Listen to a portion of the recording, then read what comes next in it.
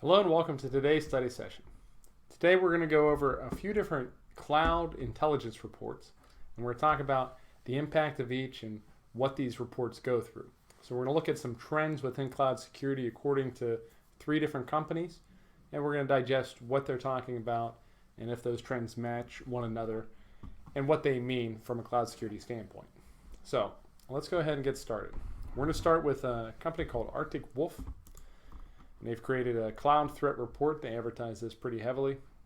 So let's go ahead and take a look at what they have. I haven't read these reports ahead of time, so I'll be doing this live with you. And if you have any questions, let me know in the chat. I'd be happy to answer any questions or go over any topics you want to go over. So pretty clearly from the beginning, we see that this is a kind of a sales letter.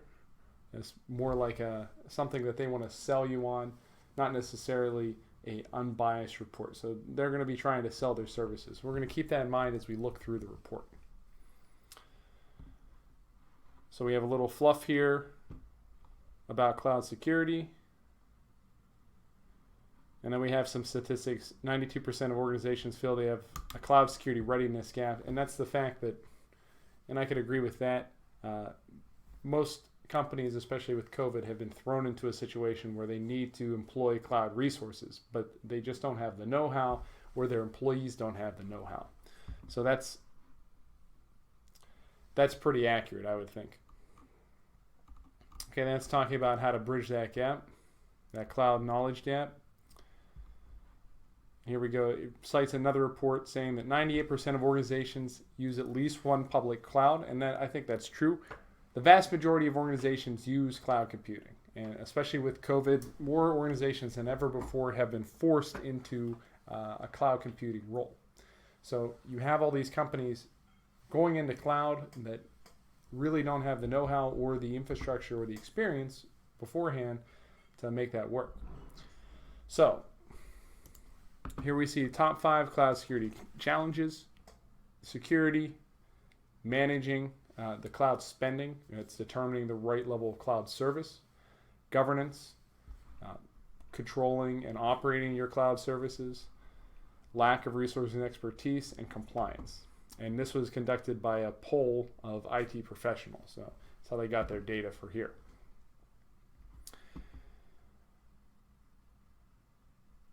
And here it talks about how the majority of organizations use more than one cloud, and they combine public and private clouds into what's known as a hybrid cloud. So because they're doing that, a lot of these organizations are choosing to address their security needs with appliances, with security tools.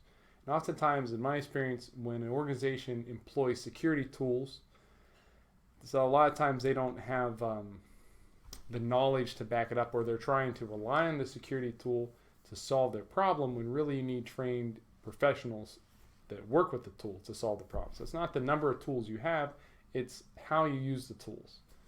So if you have a few trained professionals, a few trained cybersecurity experts on your team who can use just 1 or 2 tools, a monitoring tool, a firewall, a good antivirus suite, then you can really get a lot done.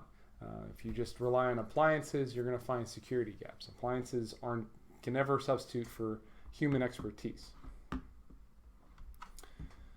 Okay, and it talks about how using a bunch of appliances creates cybersecurity risks, and your cloud needs a culture and a solid process to really be secure. It's talking about how 3 out of 4 organizations experience data loss more than once from a cloud service, according to Oracle and KPMG, their Cloud Threat Report 2020. And here it cites the Capital One data breach in 2019. So in 2019, Capital One had an enormous data breach where they've lost millions of information, millions of lines of information of their customers. It really hit their reputation, and it cost them millions and millions of dollars in remediation fees to buy threat monitoring and credit activity monitoring for those impacted customers. And then it has a couple different other breaches that happened with Avon, where 19 million records were released. Claire, an international retailer, exposed payment card data, and Clubillion, which was a gambling app that exposed information of their customers. So a lot of times these are breaches of customer information. And what hackers will do when they hack into a cloud service, they'll steal that customer information and then they'll post it and they'll try and sell it on the dark web. And they're going to get, there's so much customer information out there, they're really going to get pennies for each line of information, for each person's information. But they deal in volume. If you have millions and millions of lines of information, you sell it for just a couple pennies a piece, you're making great money. Cloud breaches and security issues. So these are some issues that this report has identified that are the most common, starting with data breaches, and I think that's very accurate. Data breaches, this is how hackers are trying to access your data so that they can then sell it and make a profit. Insider threats, this is when somebody within the organization collaborates with a hacker or performs a threat on their own. They have access, they have the privileges available to the data, so they can easily steal the data themselves or collaborate with somebody on the outside, create a backdoor for them. It could be that simple. It could be as simple as just plugging in a thumb drive that you received from somebody in the mail, or opening up a PDF that you got from an email as you're working in the company. Gives the insider some plausible deniability. It would execute a malicious script within the network, and then the outsider, the hacker, would be able to have a backdoor into the network. Malware and ransomware being very popular, comprised more than half of cloud-based attacks in 2019. And then it's saying here that malware attacks often exploited machine identity weaknesses. So they identified the types of machines, the types of appliances being used on the network, and then they were to exploit those weaknesses or known vulnerabilities within those appliances. Distributed denial of service attacks. This is a lesser type of attack. I mean, it's still a distributed denial of service attack, as you know, is a type of attack that will destroy the availability of a resource. And you have to wonder sometimes, what is the hacker's benefit? Oftentimes this is conducted by hacktivists, people who are against what the company stands for, so they would try to destroy the availability of the site. But a hacker is not going to be able to make money from a site being down. So data breaches are far more common. And data loss, that's going to be from any number of these. So data loss is just be a generic term when an organization loses their data.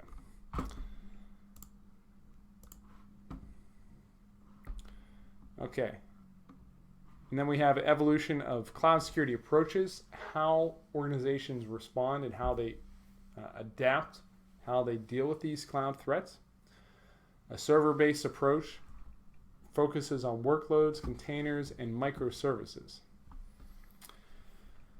So this is using tools that will target network visibility, target a network, create segments within that network, and then segregate those segments with firewalls and with security devices. So this is more of a holistic approach, okay? Then a serverless approach is focusing on configurations and vulnerabilities. So their argument here is there's two different main approaches, okay? And this is where they're probably getting into their sales pitch. That you have a serverless approach is ineffective. You don't have visibility on your infrastructures, particularly within infrastructure as a service and platform as a service. And many solutions don't have the necessary context to help prioritize risk. So they're advocating for a server approach. And here we have 3 reasons why cloud security fails. Alert fatigue. On the far right, alert fatigue is when you have security experts inundated. They're just overwhelmed with a number of alerts, number of reports on their network, and they let a few slide by. They miss some events that should be reported, should be escalated, and instead they can't quite pin those as events that should take precedence. Okay, multiple security platforms. These are different tools. So if an organization is using multiple tools, they could have tools that are redundant or tools that don't work well together. And because of that, there could be some security vulnerabilities or some places where there's some security gaps, some places where security is being overlooked. And then cybersecurity skills, that's absolutely true. There's a huge need for cybersecurity professionals right now, more than ever before, especially with COVID. So if an organization doesn't have the right know-how within the right people, the right employees, then they're going to fail when it comes to cybersecurity. And this is where we get into the sales pitch, where we have a managed cloud monitoring. So Arctic Wolf is trying to offer a managed monitoring service for their customer. So that's fine, but that doesn't really have anything to do with us. So some good information in this report. Obviously, it's pitched more towards trying to sell you a product, but I think it was pretty good.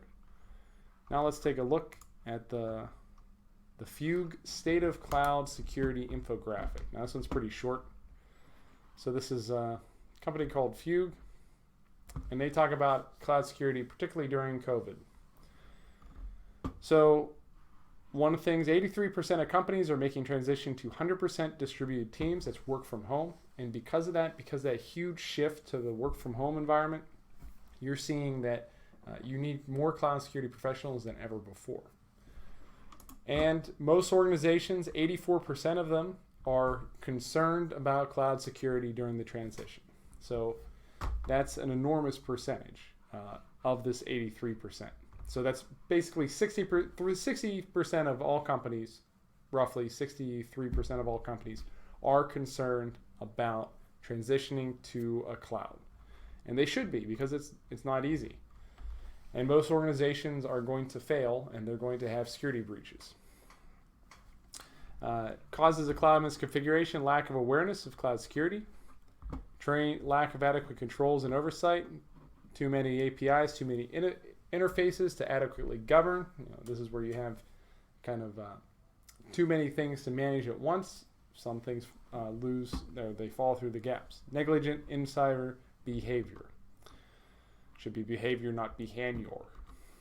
Anyway, yeah, I think lack of awareness, that comes from not having the right employees, not having employees with the right know-how. There's a huge dearth, a huge lack of cloud security professionals right now in the market. Cloud misconfiguration remains the number one cause of cloud-based data breaches. I definitely would agree with this. Cloud misconfiguration in general, is one of the main concerns when it comes to cybersecurity. So it definitely seems to be that 84% are concerned that they've been hacked. They don't know it because of misconfigurations. And the thing with misconfigurations, if you misconfigure your network, you're not going to know because you misconfigured it. That shows that you didn't know what you were doing. Your organization didn't have the proper knowledge needed to configure it correctly in the first place. So how are you going to know if you've misconfigured something? And that's where it comes. That's why you need trained personnel. 92% of all companies are concerned that they're going to be vulnerable to a major cloud data breach, and that's pretty important. And then we get to the cost challenges here: human error, and difficulty in training. And the training piece, that's where you need good certifications, I think. Cost of managing cloud misconfiguration. There's a tremendous cost there. Whenever you have a misconfiguration, not only do you have to identify the misconfiguration, but then you have to go back and fix it for everything that you've misconfigured. So it's double work. You configured it, you spent the work configuring it, and now you have to unconfigure what you just did. So because of this, now what is the Fugue State, the survey talking? It's not trying to sell us anything, the survey. So this survey is just a survey of 300 IT cloud and security professionals. So I think this information is pretty trustworthy. And what's needed to better address cloud misconfiguration: automated detection and remediation, better visibility, or timely notifications. Now, the thing with automated detection, there's some great detection tools out there, great SEM tools out there, security information event management tools. Splunk, for example. But if you don't have somebody who knows how to work those tools, they're useless. You need to have the know-how and the knowledge, the expertise to work those tools. Okay, so that's a pretty good report, I think. And if you want these reports, this is the Fugue State of Cloud Security 2020, and this is Arctic Wolf Cloud Threat Report. So if you want to search for those, you can, and you should be able to find them pretty quickly. And if you do a Google search, they're free to download. And let's go ahead and take a look at the last report I have lined up here. This is more like a blog, really, but I think it could be a report if they just put it in a PDF. This is the Garter Top 9 Security and Risk Trends for 2020. So it's not entirely cloud focused, but let's take a look. And this one talks a lot about COVID and how companies have been responding to COVID.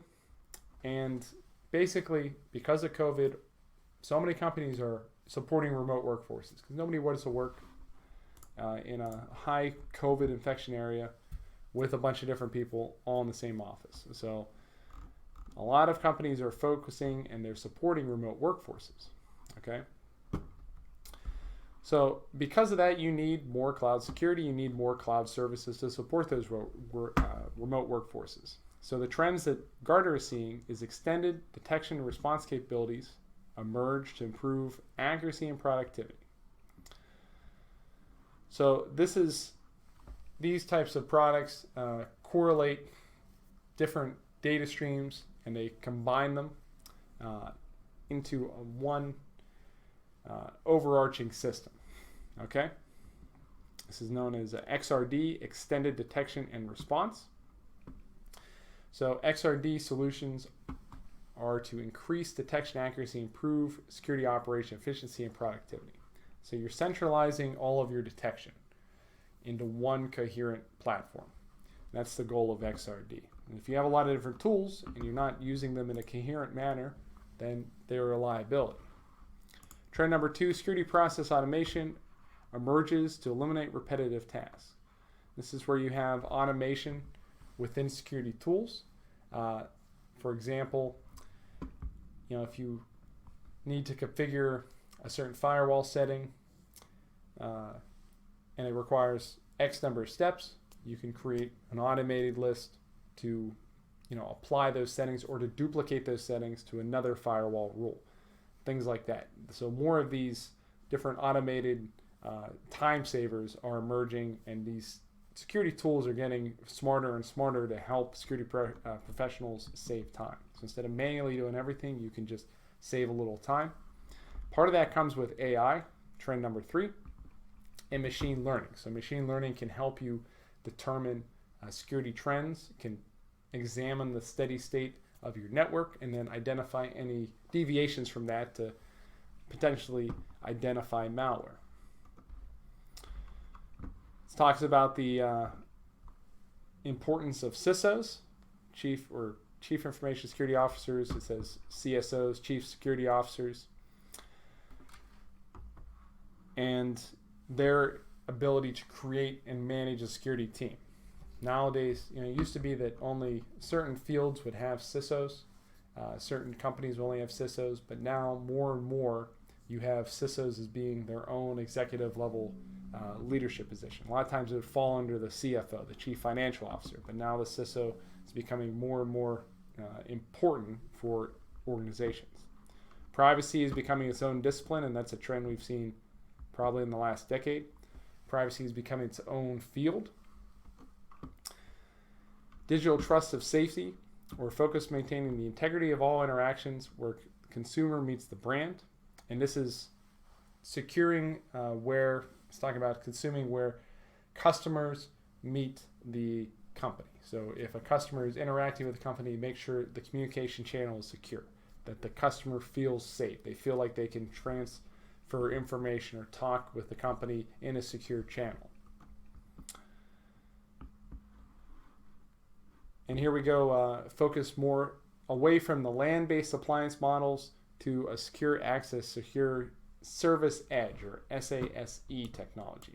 Okay, And that's because you have, in the past, you'd have office buildings, people, I mean, you still do to an extent, but with distributed workforces, it doesn't make sense to have a LAN-based appliance when you have all of your workers remote. So you need something a little more dynamic, something that works over an untrusted network like the internet, and that's where you come in with the SASE technology.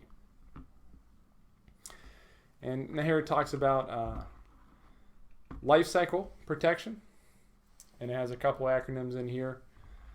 Cloud workload protection, and then cloud security posture management. Okay, and this is the management of cloud services, the management of cloud workloads, and your cloud tools. So that's an ongoing process and something you need to consider when you migrate most of your services to a cloud environment.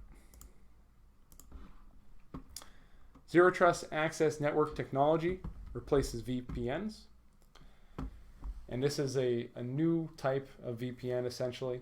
Okay, you have traditional VPNs. It's essentially another type of VPN. You have emerged Zero Trust Network Access. It allows enterprises to control remote access to specific applications. So instead of just accessing the entire network through a VPN, the ZTNA, Zero Trust Network Access device, allows only applications or certain functions of the network to be accessed through that secure channel. So this is a pretty good blog article if you want to look at this. It's called the Garter Top 9 Security and Risk Trends for 2020. I think it's pretty good. And with those 3 trends, we're kind of getting an idea of the current situation. It doesn't take a genius to understand it. You have a huge shift right now with COVID, with all of these companies pushing their employees to remote workforces. And because of that, you have companies that are trying to secure their remote workforces using cloud systems.